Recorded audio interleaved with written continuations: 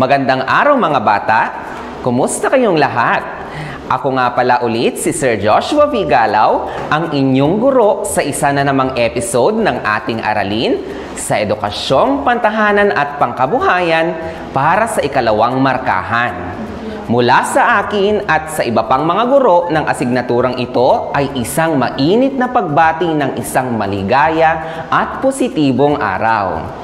Welcome sa Tirad Pass Network, DepEd Candon City Teleskwela, kanlungan ng kaalaman tungo sa kahusayan at kaunlaran. Tara na! Para sa araw na ito, pag-aaralan natin ang tungkol sa mga kasanayan at kaalaman sa pagtatanim ng halamang ornamental. Ang araling ito ay ibinatay sa Most Essential Learning Competency na isasagawa ang mga kasanayan at kaalaman sa pagtatanim ng halamang ornamental bilang isang pagkakakitaang gawain. Bago tayo magsimula, nais ko ulit kayong bigyan ng paalala. Alam kong narinig nyo na ang mga ito sa inyong guro. Ano-ano ulit ang ating mga panuntunan tuwing tayo ay may talakayan? Tama! Dapat makinig ng mabuti upang sa gayon ay maintindihan ang buong aralin. Tama! Iwasan din ang paggamit ng gadgets na maaring makasagabal sa iyong pag-aaral. Mayroon pa ba? Magaling! Maghanda rin kayo ng papel at panulat katulad ng ballpen dahil magagamit ninyo ang mga ito sa pagtatala ng impormasyon at sa paggawa o pagsagot sa mga pagsasanay. Handa na ba kayong matuto? Tara! Simulan na natin ang ating talakayan. Narito ang mga layunin na kailangan nating makamit pagkatapos ng ating aralin. Basahin natin mga bata. Una, nakikilala ang mga halimbawa ng halamang ornamental sa bansa. Ikalawa, natutukoy ang mga kasanayan at kaalaman sa pagtatanim ng halamang ornamental. At ikatlo, napahahalagahan ang mga halamang ornamental. Narito din ang mga patnubay na tanong na kailangan nating sagutin. Tandaan mga bata, upang masagot ng tama ang mga ito, dapat makinig kayo ng mabuti sa ating magiging talakayan. Nariyan ang unang tanong. Ano ang halamang ornamental? Ikalawa, ano-ano ang mga dapat isaalang-alang sa pagtatanim ng mga ito? At ikatlo, paano mapangangalagaan ang mga ito? Mga bata, may paborito ka bang halaman? Magbigay nga kayo ng mga magagandang halaman na maaring makita sa inyong lugar. Bibigyan ko kayo ng 5 segundo upang mag-isip ng inyong sagot.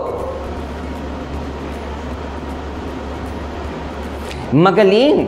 Nariyan ang gumamela. Napakaganda ng bulaklak niyan. Nariyan din ang sikat na rosas. At syempre, nariyan din ang napakagandang sunflower. Mahusay!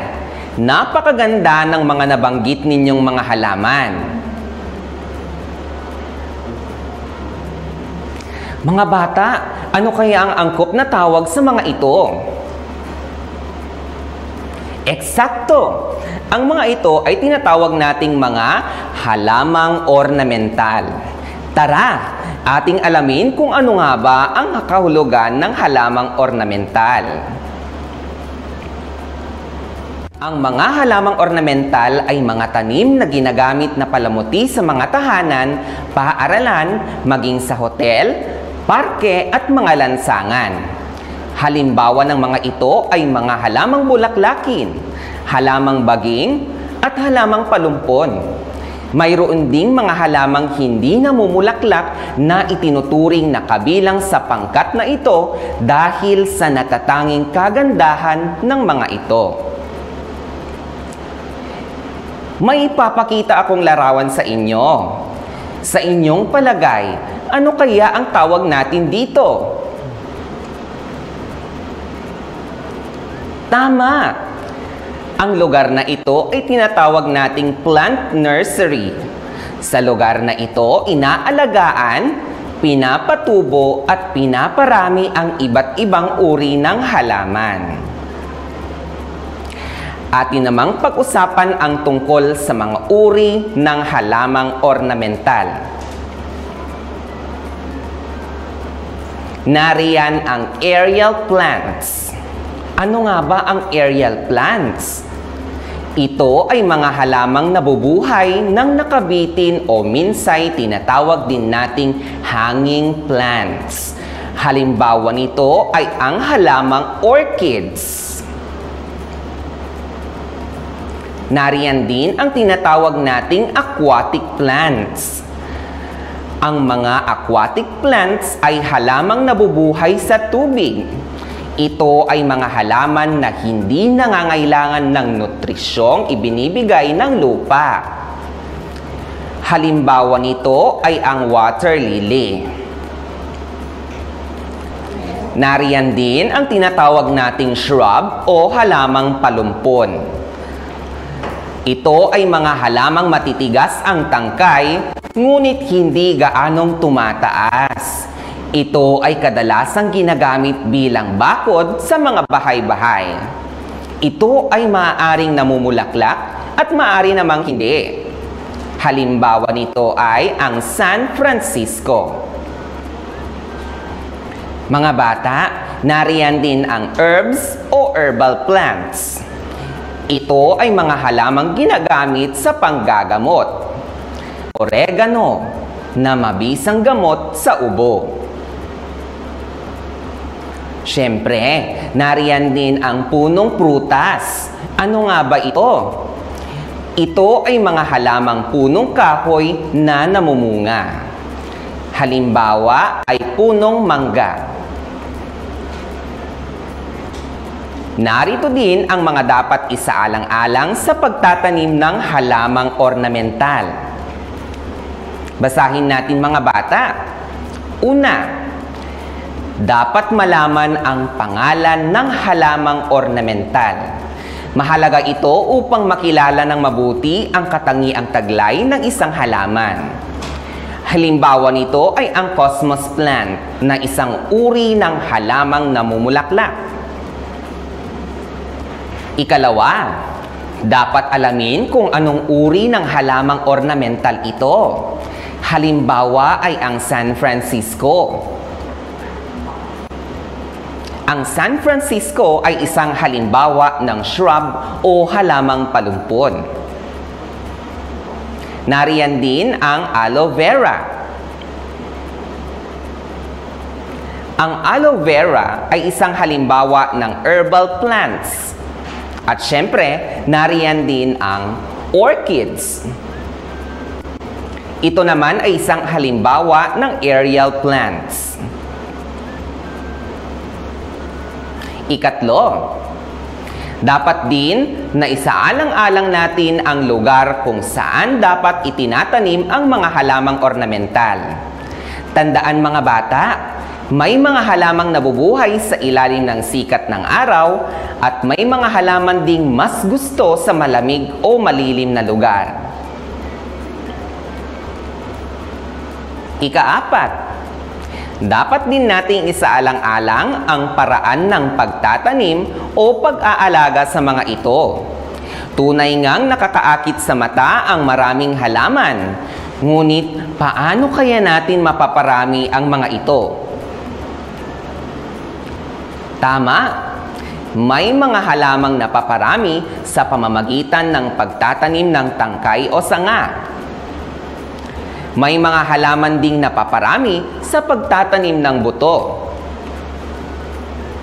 At syempre, meron ding mga halaman na dumadami sa pamamagitan ng rhizoma o suwi.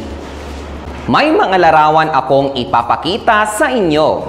Ating tukuyin ang uri, lugar na mainam pagtamnan ng mga ito, at paraan ng pagpaparami sa mga ito. Unang larawan. Nariyan ang fortune plant. Anong uri ng halaman kaya ito? Tama. Yan ay isang uri ng shrub.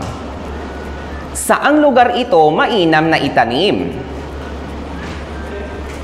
Tama. Ito ay maaring mabuhay sa maaraw at malilim na lugar. Paano naman kaya ito pinaparami? Magaling! Napaparami ito sa pamamagitan ng pagtatanim ng sanga nito. Ikalawang larawan. Yan ay tinatawag nating marigold. Ang marigold ay isang halimbawa ng herb.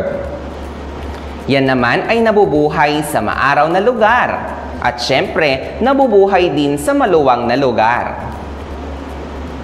At ang marigold ay napaparami sa pamamagitan ng pagtatanim ng buto.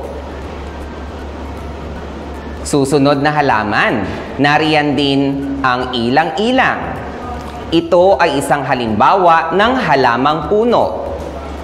Ito ay nabubuhay sa maaraw at maluwang na lugar. Ito din ay napaparami sa pamamagitan ng buto. Nariyan din ang caladium. Ito ay isang halimbawa ng herb. Ito ay nabubuhay sa malilim na lugar at napaparami sa pamamagitan ng rhizoma o suwi. Tandaan mga bata na may iba't ibang klasifikasyon o uri ng mga halaman. Nariyan ang aerial plants, aquatic plants, shrub, herbal plants, at halamang puno. Mayroon ding mga paraan sa pagpaparami sa mga ito. Una, napaparami ang mga ito sa pamamagitan ng pagtatanim ng sanga, sa pamamagitan ng pagtatanim ng buto, at sa pamamagitan ng rhizoma o suwi. Ang mga halamang ito ay mahalaga dahil nagbibigay ang mga ito ng sariwang hangin, nagbibigay ng tahanan sa mga hayop, at syempre, ang mga ito rin ay maaaring pagkakitaan. Magaling mga bata, bigyan natin ang ating sarili ng isang masigabong palakpakan. Handa na ba kayo para sa isang pagsusulit? Kung ganon, maglabas ng isang papel at panulat at sagutin ang mga sumusunod. Mga bata, basahin natin ang ating panuto. Piliin ang titik ng tamang sagot. Basahin ulit natin. Piliin ang titik ng tamang sagot. Para sa unang bilang. Para sa unang bilang. Si Mirna ay nais magtanim ng halamang namumulaklak. Saan ang tamang lugar ng kanyang paglalagyan? A. Sa malilim na lugar. B. Sa maaraw na lugar. C. Sa loob ng bahay. O D. Wala sa mga nabanggit.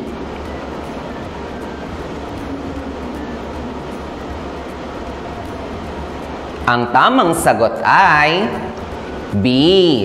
Dapat itanim niya ito sa maaraw na lugar. Ikalawang bilang. Ang luya ay isang halimbawa ng herbal plant na napaparami sa pamamagitan ng A. Sanga. B. Buto. C. Rhizoma. D. Dahon. Ano kaya ang tamang sagot?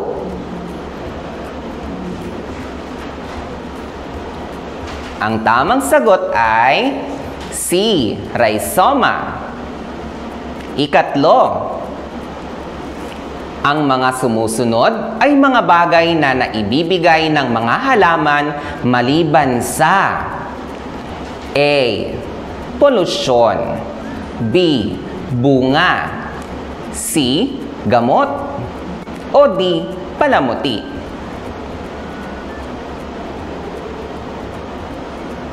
Ang tamang sagot ay A. Polusyon. Ikaapat, saan mo dapat itanim ang isang halamang puno? Saan nga ba? A. Ito ba ay dapat itanim sa paso? B. Plastic bag? C. Maluwang na espasyo ng lupa? O D. Loob ng bahay?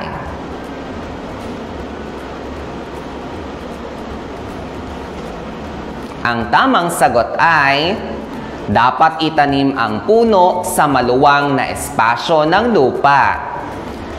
At ikalimang bilang, si Ben ay nais niyang magbenta ng kanyang mga cactus.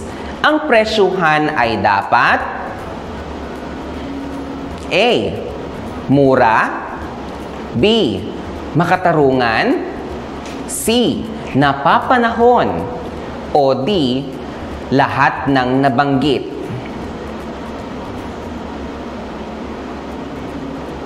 Ang tamang sagot ay D. Lahat ng nabanggit. Bago matapos ang ating aralin, nais ko muna kayong paalalahanan na stress-free ka sa pagtatanim.